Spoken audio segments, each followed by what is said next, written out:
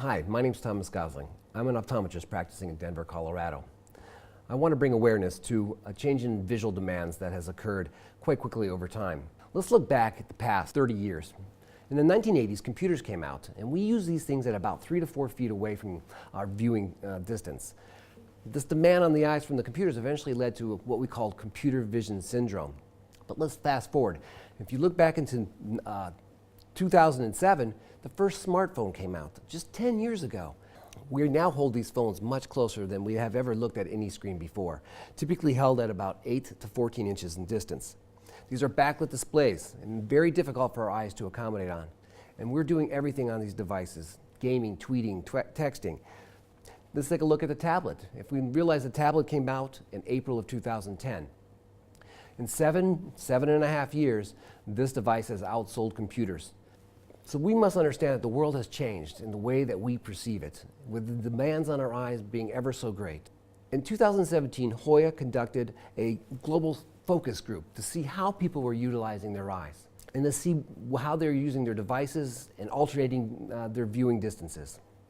They broke the group into 2 different groups.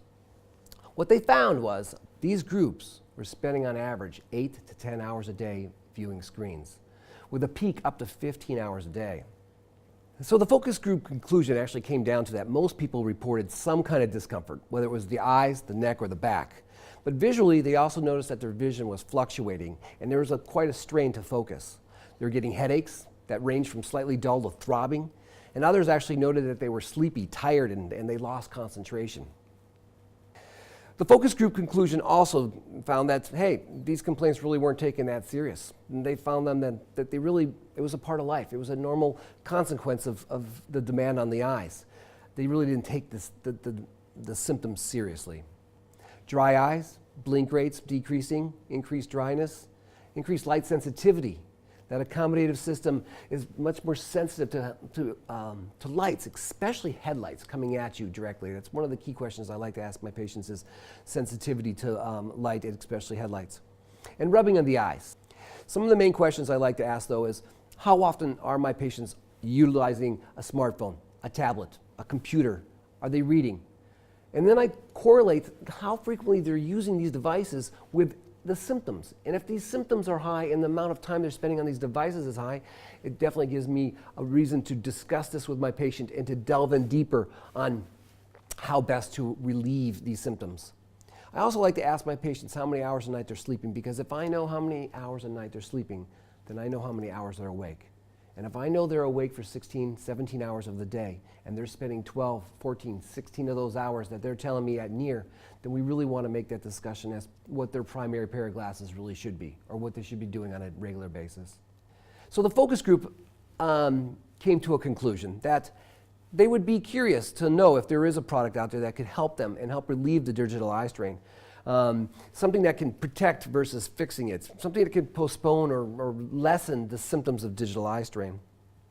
But they really wanted to know that, first of all, can you prove to me that it works? Can you give me a demonstration? You know, you've explained it and I understand, I have it, but I'm not going to purchase something that I don't know is really going to work. One of the best things to do is to offer your patients solutions such as the Sync 3 lens. The Sync 3 lens is a lens that has an additive boost that gives your patient that relaxation effect throughout the day as they're looking at their devices and their near screens. The Sync lens actually comes in 3 different powers. It comes in a Sync 5, which is a 0.57. It comes in a Sync 9, which is a 0.95, and a Sync 1.3, which comes in a 1.32 dioptric boost.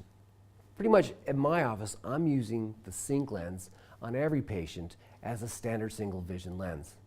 Pretty much anyone who spends more than 2 hours a day looking at digital devices should be in a lens that offers some type of boost, whether it's a 0.57 up to the 1.32 diopters.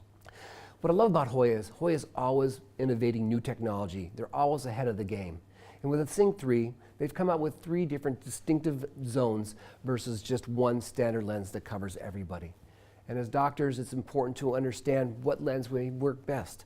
These are tools that can be used with your patients to allow them the greatest amount of relief. We really need to understand that single vision lenses should not be looked at the same way anymore. In the past, it was simple to prescribe a single vision lens to someone under the age of 40, But now with the new demands, we must rethink this. If you take a look at who wears typically single vision lenses, it's going to be your children, your young adults, those millennials between 20 and 37. And there are also presbyopes that don't want to wear glasses. There's a paradigm shift in the direction of lens prescribing, where it used to be single vision lens, and then it moved into progressives. And now we have an in-between. We have these boost lenses that will give relaxation and accommodative support all throughout the day to allow more comfort and improved precision visually, which in turn will improve the quality of life.